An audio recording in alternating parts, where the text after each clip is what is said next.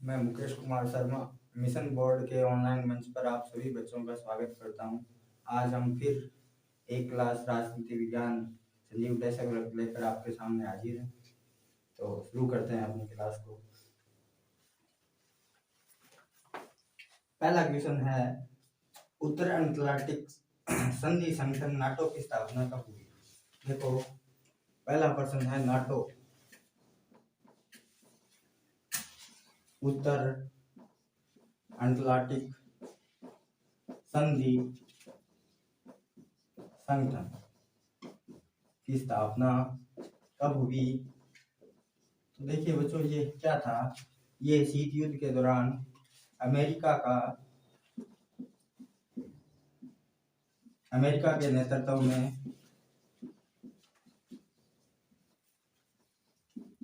एक सैन्य संगठन था।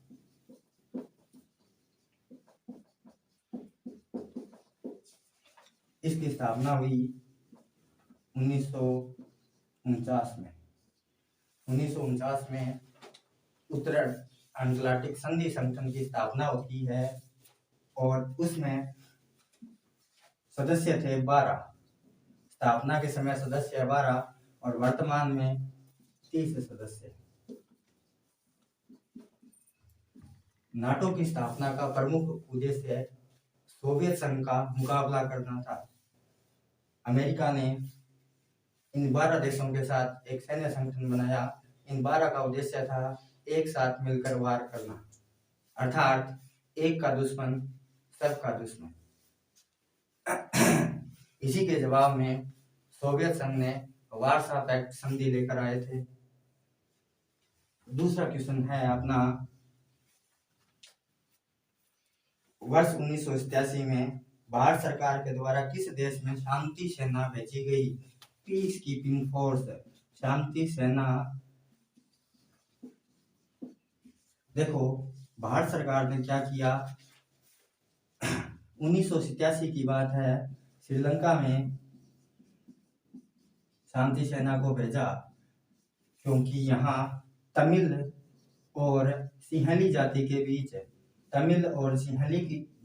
बीच गृह युद्ध छिड़ा हुआ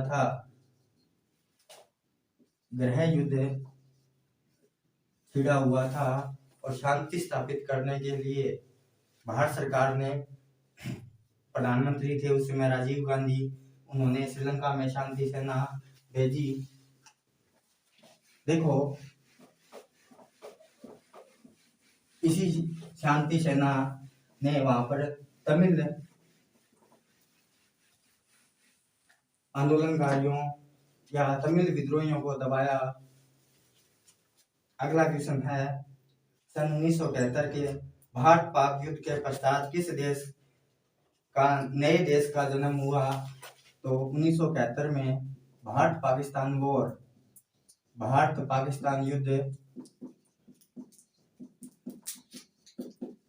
पाकिस्तान युद्ध से एक नया देश का जन्म हुआ जिसे कहा गया बांग्लादेश। पहले इसका नाम था पूर्वी पाकिस्तान, क्योंकि यह पाकिस्तान का हिस्सा था और भारत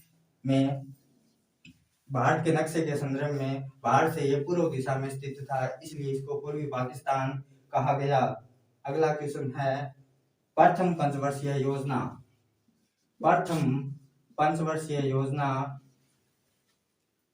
का कार्यकाल बताना है। प्रथम पंचवर्षीय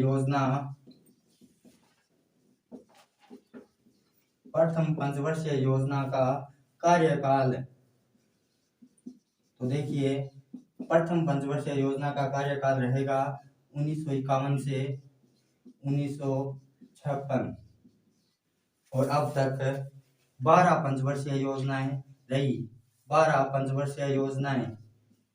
उसके बाद पंचवर्षीय योजनाओं को समाप्त कर दिया गया। अंतिम पंचवर्षीय योजना अर्थात 12वीं पंचवर्षीय योजना 2012 से 2017 के बीच रहेगी।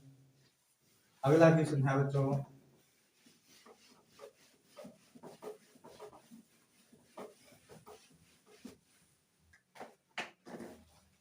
अगला क्वेश्चन है अपना, निम्न राजनीतिक दलों में से नया राजनीतिक दल कौन सा है, अर्थात जिसकी स्थापना जो सबसे नवीनतम हो या जिसकी स्थापना सबसे बाद में हुई। इनमें ऑप्शन दिया है, पहला है आपका इंडियन नेशनल कांग्रेस आईएनसी। दूसरा है आपका ऑप्शन में भारतीय जनता पार्टी अर्थात बीजेपी जनता पार्टी। तीसरा है ऑप्शन बहुजन समाज पार्टी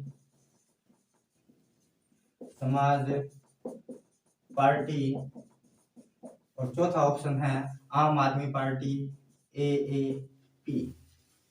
तो देखिए, इंडियन नेशनल कांग्रेस की स्थापना होती है 1885 में, भारतीय जनता पार्टी की स्थापना होती है 1980 में और बहुजन समाज पार्टी बीएसपी की स्थापना होती है 1984 और आम आदमी पार्टी की स्थापना होती है 2012 में।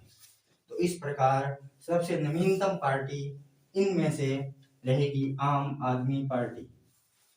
अगला क्वेश्चन है, राजीव गांधी की हत्या कब हुई, अर्थात राजीव गांधी की मृत्यु कब हुई। तो देखिए,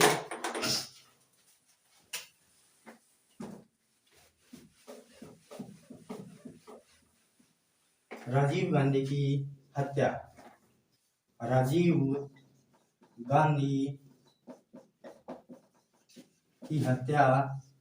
कब हुई। हमने पहले क्वेश्चन में इससे पहले क्वेश्चन में चर्चा की थी कि शांति सेना 1985। देखिए, श्रीलंका में तमिल जो भारतीय मूल के थे और सिंहली, इन दोनों के बीच सत्ता के बंटवारे को लेकर या अधिकारों को लेकर संघर्ष चल रहा था। सिंहली लोग तमिलों को बाहरी समझ रहे थे। तमिलों ने क्या किया, एक संगठन बनाया जिसका नाम रखा लिट्टे का पूरा नाम है लिबरेशन टाइगर्स ऑफ तमिल इलम। अब इसका नेतृत्व कर रहा था प्रभाकरण नाम का एक व्यक्ति। प्रभाकरण क्या हुआ, शांति सेना भेजने के फैसले से राजीव गांधी के विरुद्ध में हो गया, राजीव गांधी के खिलाफ हो गया। अब 1991 में चुनाव होने थे भारत में, लोकसभा के चुनाव होने थे, आम चुनाव।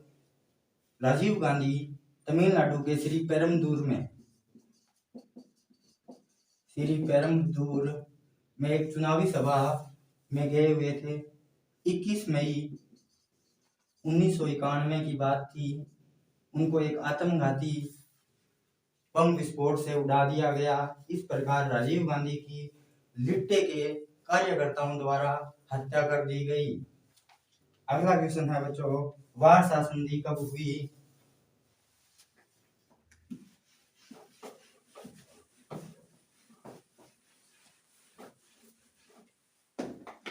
वारसा संधि, अगला क्वेश्चन है अपना, वारसा संधि हमने पढ़ा था NATO North Atlantic Treaty Organization जो 1949 में हुई थी। इसी के जवाब में रूस ने क्या बोला अमेरिका को, अमेरिका ने बोला हम मिलकर मारेंगे 12 देश। तो इन्होंने बोला तेरी क्या औकात जो छेड़े एक शेर को, गर्दिश में तो गिदड़ भी घेर लेते हैं शेर को। अब रूस उस समय अपने आप को शेर समझ रहा था, लेकिन अमेरिका के इस सैन्य संगठन की शक्ति को देखकर रूस भी सोवियत संघ भी घबरा गया। उसने क्या किया, फिर एक सैन्य संगठन बनाया जिसका नाम दिया वारसा संधि, क्योंकि ये वारसा पड़ता है पोलैंड में। पोलैंड देश में वारसा नामक स्थान पर यह संधि हुई थी। तो ये इसे कहा जाता है वारसा संधि। सन रहेगा 1955 में। 1955 में नाटो का जवाब देने के लिए वारसा संधि हुई। अगला क्वेश्चन है बच्चों अपना, निम्न में से किसे सोवियत संघ का उत्तराधिकारी राज्य चुना गया? अर्थात सोवियत संघ के विघटन, जब सोवियत संघ यूएसएसआर का विघटन हो गया उस समय 1991 में विघटन हुआ। इसके बाद सोवियत संघ के की विरासत को किसने संभाला या सोवियत संघ का उत्तराधिकारी कौन बना? तो वो बना था रसिया सोवियत संघ का उत्तराधिकारी बना। अगला है बच्चों, प्रथम पंचवर्षीय योजना में सर्वाधिक बल किस पर दिया गया है? अर्थात किस विषय पर, किस मुद्दे पर सर्वाधिक ध्यान दिया गया? तो देखिएगा, प्रथम पंचवर्षीय योजना की शुरुआत होती है 1951 से। प्रथम रहेगी अपनी 1951 से 1956 के बीच। जब भारत आजाद हुआ था तो भारत को सोने की चिड़िया पहले कहते थे प्राचीन समय में, golden sparrow, the land of wealth. लेकिन अंग्रेजों ने क्या किया? भारत को लूटा, सोना ले गए, चिड़िया उड़ गई, भारत के पास कुछ नहीं बचा। तो औद्योगिक विकास के लिए पंचवर्षीय योजनाएं, आर्थिक विकास के लिए, लेकिन उस समय इतना पैसा नहीं था, इतना संसाधन नहीं था कि उद्योगों पर लगाया जा सके। तो भारत में कृषि जो है वो प्रमुख व्यवसाय के तौर पे है। तो प्रथम पंचवर्षीय योजना में सर्वाधिक बल या जिस मुद्दे पे ध्यान दिया गया था वो रहेगी अपनी कृषि। अगला क्वेश्चन है बच्चों, 1965 में ताशकंद समझौता जिन दो देशों के मध्य हुआ वे हैं, हमें बताना है। हमसे पूछा है ताशकंद समझौता कब हुआ? ताशकंद समझौता, अब देखिए ताशकंद समझौते में क्या हुआ। बात थी 1965 भारत पाकिस्तान वॉर, भारत पाकिस्तान युद्ध 1965। इस युद्ध के बाद शांति बहाल करने के लिए एक समझौता करवाया गया जो हुआ था ताशकंद में। ताशकंद है उज्बेकिस्तान की राजधानी, उज्बेकिस्तान की राजधानी ताशकंद में। करवाने वाले थे उज्बेकिस्तान के राष्ट्रपति जिन्होंने मध्यस्थता की थी, नाम है इनका Alexei Kosygin. Alexei Kosygin Uzbekistan के तत्कालीन राष्ट्रपति ने यह समझौता करवाने में मध्यस्थता करवाई। अब देखिए भारत की तरफ से थे लाल बहादुर शास्त्री, लाल बहादुर शास्त्री जो इंडिया की तरफ से थे, और पाकिस्तान की तरफ से थे जनरल अयूब खान, ये पाकिस्तान की तरफ से थे। और समझौता हुआ था 10 जनवरी 1966। तो ताशकंद समझौता भारत और पाकिस्तान के बीच 1965 के युद्ध के बाद शांति बहाल करने के लिए। नेक्स्ट क्वेश्चन है बच्चों, देखिए अगला क्वेश्चन है अपना, सोवियत संघ के विघटन का परिणाम नहीं है। तो पहला है अमेरिका और सोवियत संघ के बीच विचारधारात्मक लड़ाई का अंत हो गया। यह बात तो बिल्कुल सही है। अमेरिका पूंजीवादी विचारधारा के साथ और सोवियत संघ समाजवादी विचारधारा के साथ।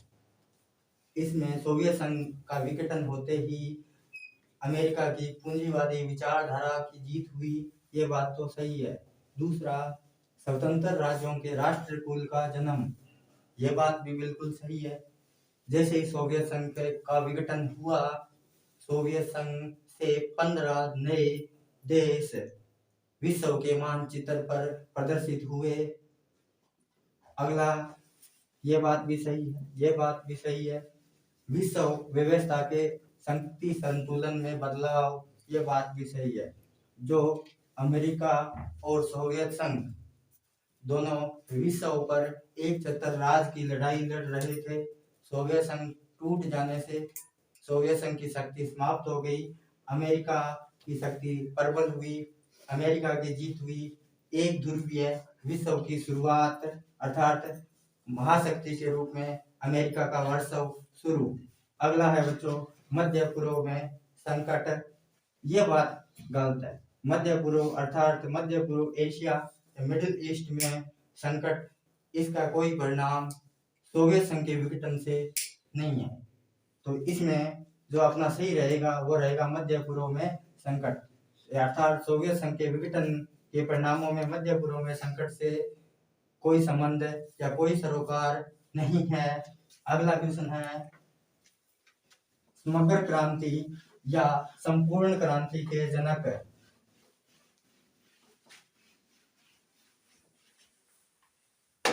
अगला है संपूर्ण क्रांति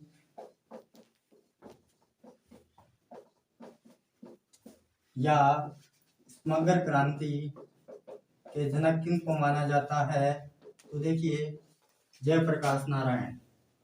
जयप्रकाश नारायण जिन्हें जेपी भी कहा जाता था, जयप्रकाश नारायण जेपी, इन्हें संपूर्ण क्रांति का जनक। और एक विचारधारा और दी थी, वो थी दल विहीन राजनीति। दल विहीन राजनीति की विचारधारा, अर्थात लोकतंत्र में राजनीतिक दल नहीं होने चाहिए। उनका मानना था कि जब तक जातियों का वर्षव है तब तक दलों का कोई महत्व नहीं है, क्योंकि जातियां सबसे बड़ा राजनीतिक दल होती है। अगला क्वेश्चन है बच्चों दूसरा विश्व युद्ध खालिस्तान में समाप्त हुआ। अपने को दूसरे विश्व युद्ध की समाप्ति बतानी है, सेकंड वर्ल्ड वॉर, दूसरा विश्व युद्ध। तो देखिए दूसरा विश्व युद्ध शुरू हुआ था 1939 और समाप्त हुआ 1945 के बीच। दूसरा विश्व युद्ध में दो प्रमुख गुट, एक थे मित्र राष्ट्र और एक थे आपके धुरी राष्ट्र। मित्र राष्ट्रों में अमेरिका, रूस, ब्रिटेन, और धुरी राष्ट्रों में है आपके जर्मनी, जापान, इटली। तो देखिए मित्र राष्ट्रों में अमेरिका, रूस, ब्रिटेन रहेंगे। और एक सबसे महत्वपूर्ण बात, मित्र राष्ट्रों को के संगठन को बनाने वाला सबसे पहले फ्रांस था। फ्रांस के बाद अमेरिका, रूस, ब्रिटेन शामिल होते हैं। तो धुरी राष्ट्र हार जाते हैं और मित्र राष्ट्रों की जीत हो जाती है। इस प्रकार 1945 में दूसरा विश्व युद्ध समाप्त हो जाता है। अगला क्वेश्चन है अपना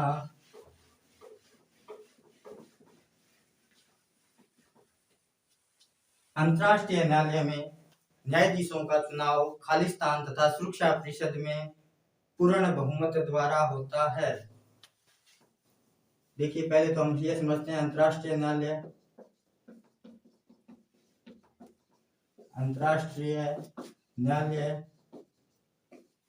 तो देखिए अंतर्राष्ट्रीय न्यायालय की स्थापना होती है 1945 में। 1945 में अंतर्राष्ट्रीय न्यायालय की स्थापना होती है। इसकी स्थापना का मुख्य उद्देश्य था दो राष्ट्रों या दो से अधिक राष्ट्रों के बीच आपसी विवाद को सुलझाने के लिए, आपसी विवाद का निपटाने के लिए अंतर्राष्ट्रीय न्यायालय की स्थापना होती है। इसका मुख्यालय अगर पूछ ले कि हेडक्वार्टर कहाँ है, तो मुख्यालय रहेगा अपना हेग में। हेग जो पड़ता है नीदरलैंड, पहले इसको हॉलैंड बोला जाता था नीदरलैंड को, वर्तमान में इसको नीदरलैंड बोला जाता है, पहले हॉलैंड में। तो जो अंतर्राष्ट्रीय न्यायालय में जो जज चुने जाते हैं, न्यायाधीश चुने जाते हैं,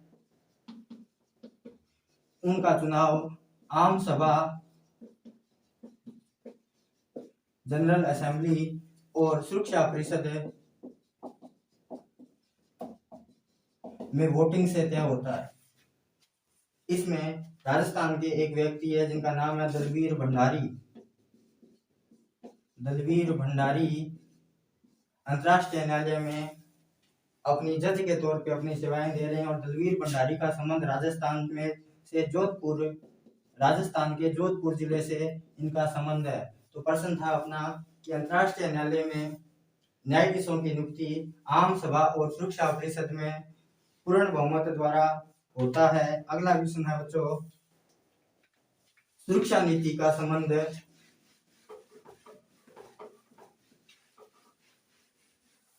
सुरक्षा नीति का संबंध युद्ध की आशंका को रोकने में होता है, जिसे खालिस्तान कहा जाता है। देखो, सुरक्षा नीति प्रत्येक देश अपनी सुरक्षा बाहरी या आंतरिक तौर पे करना चाहता है और प्रमुख उद्देश्य भी यही होता है।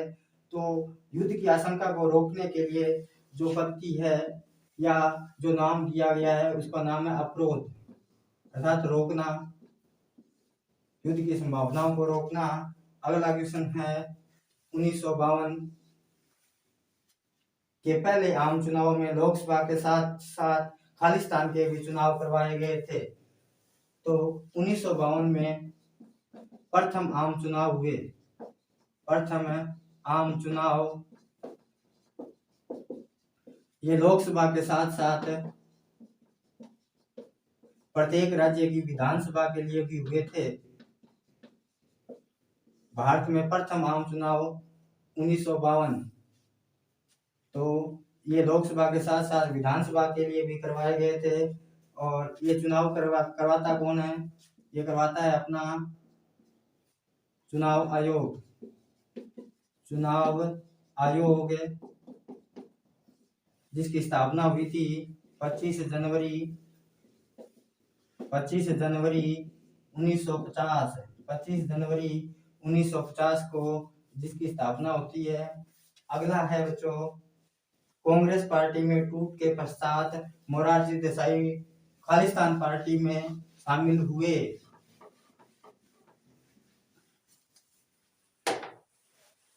देखिए, अगला क्वेश्चन है 1966 में प्रधानमंत्री लाल बहादुर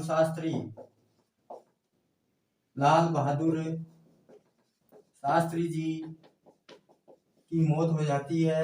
इसके बाद कांग्रेस पार्टी ये तय करती है कि इंदिरा गांधी देश की अगली प्रधानमंत्री होगी।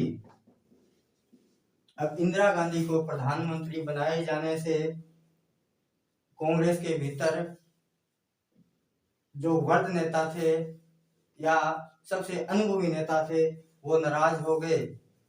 अब वो नाराज हो गए तो 1969 आते आते कांग्रेस पार्टी दो भागों में टूट गई। कांग्रेस पार्टी दो भागों में, एक का नेतृत्व कर रही थी इंदिरा गांधी, जिसे कहा गया कांग्रेस ओ, जिसे कहा गया बच्चों कांग्रेस ओ, सॉरी, इंदिरा गांधी जिसका नेतृत्व कर रही थी उसे कहा गया कांग्रेस आर। और जो मोरारजी देसाई जिस पार्टी में शामिल हुए उसे कहा गया कांग्रेस ओ से ओल्ड, मतलब बूढ़े लोगों की पार्टी या सिंडिकेट लोगों की पार्टी। तो मोरारजी देसाई 1969 में कांग्रेस पार्टी में फूट के बाद कांग्रेस ओ में शामिल हो जाते हैं। अगला है 1990 में राष्ट्रीय मोर्चा सरकार ने खालिस्तान आयोग की सिफारिशों को लागू किया। 1990 में राष्ट्रीय मोर्चा गठबंधन की सरकार, राष्ट्रीय मोर्चा की सरकार, प्रधानमंत्री थे उस समय, पीएम रहेंगे उस समय वीपी सिंह, विश्वनाथ प्रताप सिंह। इन्होंने क्या किया? अन्य पिछड़ा वर्ग को आरक्षण देने के लिए, ओबीसी अदर बैकवर्ड क्लासेज को आरक्षण देने के लिए मंडल आयोग बीपी मंडल बिनेश्वरी प्रसाद मंडल यानी मंडल आयोग की सिफारिशों को लागू कर दिया। तो वीपी सिंह सरकार या 1990 की राष्ट्रीय मोर्चा की सरकार ने मंडल आयोग की सिफारिशों को लागू किया, जिसका उद्देश्य अन्य पिछड़ा वर्ग अर्थात ओबीसी को आरक्षण देने से था। अगला क्वेश्चन है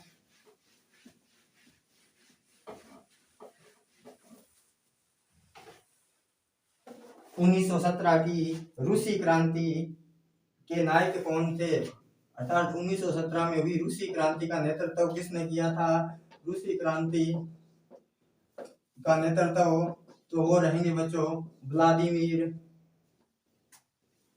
लेनिन। वो रहेंगे व्लादिमीर लेनिन।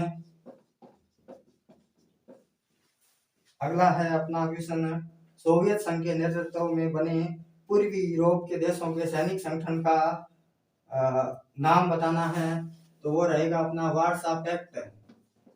वार्सा पैक्ट हमने पहले भी चर्चा की इस पे। वार्सा पैक्ट 1955 अमेरिका के नेतृत्व में बने सैन्य संगठन नाटो के जवाब में वार्सा पैक्ट हुआ। अगला है सोवियत संघ का विघटन कब हुआ? अर्थात सोवियत संघ का पतन कब हुआ? तो सोवियत संघ का पतन होता है, विघटन होता है 25 दिसंबर 1991 को। अगला क्वेश्चन है बच्चों, शॉक थेरेपी का कोई एक परिणाम बताइए। शॉक थेरेपी का एक परिणाम बताना है। तो देखिए शॉक थेरेपी क्या थी कि सोवियत संघ की अर्थव्यवस्था को जीवित करने के लिए, पुनर्जीवित करने के लिए शॉक थेरेपी लाई गई विश्व बैंक और अंतर्राष्ट्रीय मुद्रा कोष के द्वारा। लेकिन इसका प्रभाव उल्टा हो गया। सोवियत संघ की अर्थव्यवस्था की विचारधारा समाजवादी विचारधारा को बदलते हुए शॉक थेरेपी का परिणाम हम लिखेंगे कि सोवियत संघ के घटक देश, सोवियत संघ के घटक देश पूंजीवादी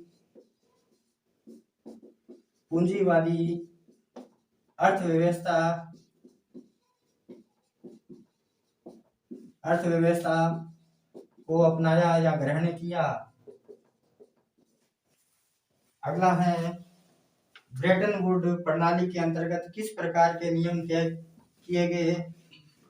तो देखिए ब्रेटन वुड प्रणाली के अंतर्गत वैश्विक व्यापार, ट्रेड और टैरिफ टैक्स, इन सभी मामलों से संबंधित वैश्विक व्यापार के नियम तय किए गए इंटरनेशनल ट्रेड के लिए। अगला क्वेश्चन है बच्चों,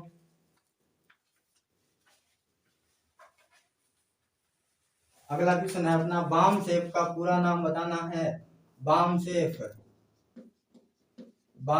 का पूरा नाम। सबसे पहले यह समझते हैं बामसेफ है क्या। बामसेफ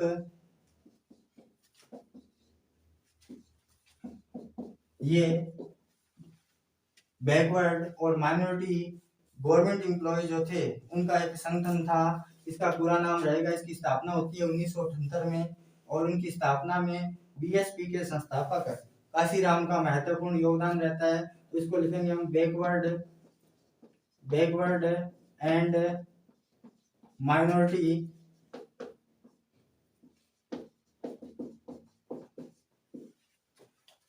कम्युनिटीज एम्प्लॉय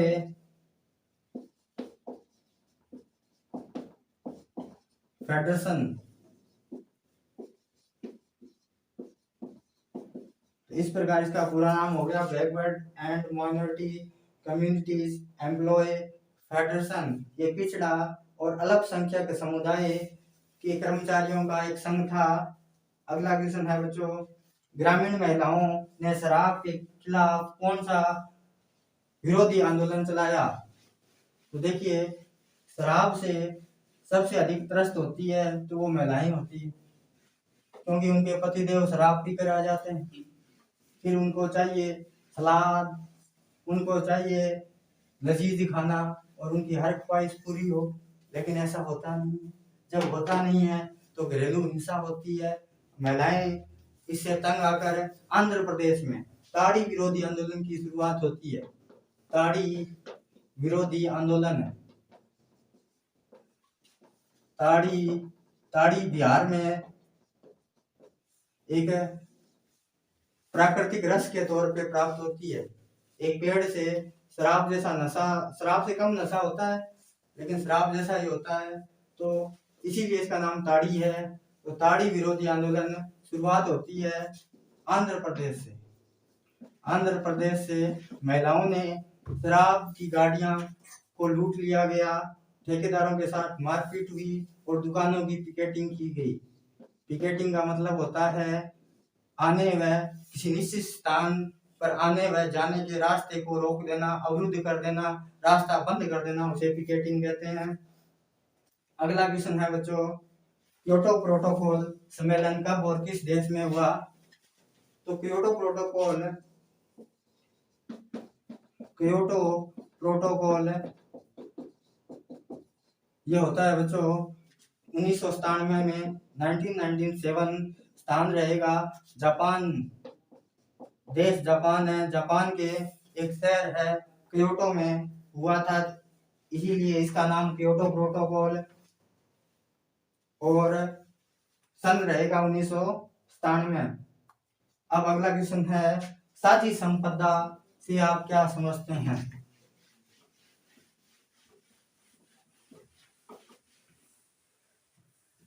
साझी संपदा से आप क्या समझते हैं?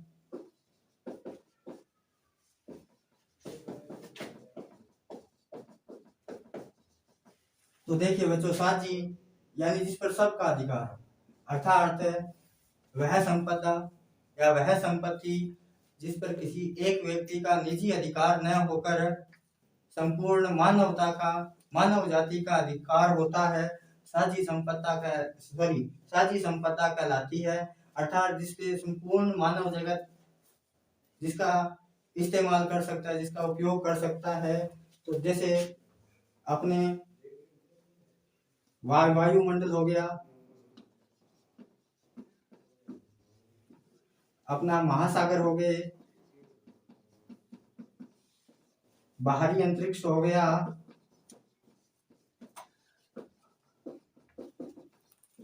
अंटार्कटिका महाद्वीप हो गया, अंटार्कटिका महाद्वीप हो गया। तो ये सब साझी संपदा के अंतर्गत आते हैं। अगला क्वेश्चन है बच्चों अपना,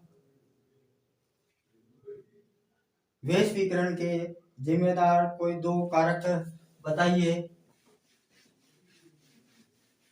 वैश्वीकरण के दो कारण बताने हैं हमें। वैश्वीकरण जिसे हम भूमंडलीकरण भी कह सकते हैं, वैश्वीकरण जिसे हम भूमंडलीकरण भी कह सकते हैं, भूमंडलीकरण या ग्लोबलाइजेशन। देखिए, जिस प्रकार विज्ञान ने तरक्की की, परिवहन के साधन और संचार के साधनों के विकास से पूरे संसार की जो दूरी है, कनेक्टिविटी की दूरी है, वो घट गई, कम हो गई। इसी से वैश्वीकरण से देखो क्या फायदा हो रहा है, प्रौद्योगिकी में तरक्की हो रही है, यानी औद्योगिक विकास हो रहा है, प्रौद्योगिकी में तरक्की हो रही है। अब हमारे देश में बना माल वेस्टर्न कंट्रीज को जा रहा है, पश्चिमी देशों में तैयार माल भारत में आ रहा है। दूसरा है इससे विश्वव्यापी